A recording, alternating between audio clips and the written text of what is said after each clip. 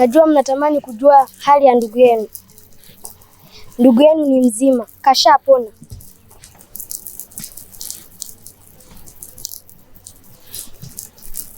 Ila kwa sasa hayuko katika huu ulimwengu.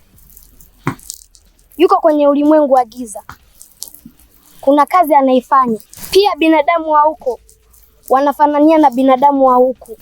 Akitimiza hiyo kazi atarudi.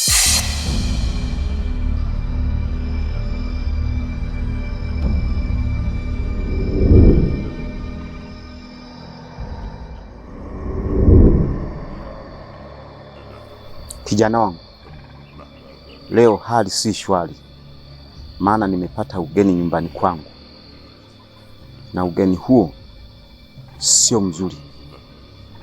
Nataka nikupatie kazi. Mkuu, nipo kwa ajili ya kukutumikia. Nipatie kazi nami nitatekeleza.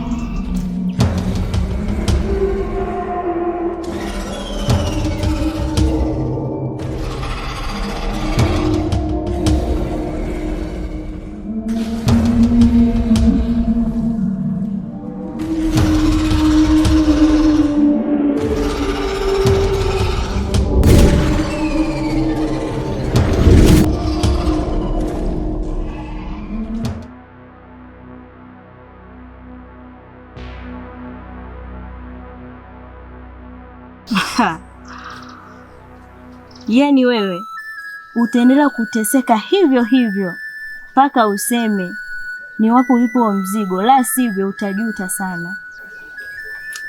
Nahitaji mume wangu awe ni mtu mwenye nguvu katika hii dunia, na mimi mke wake niwe malkia wa dunia.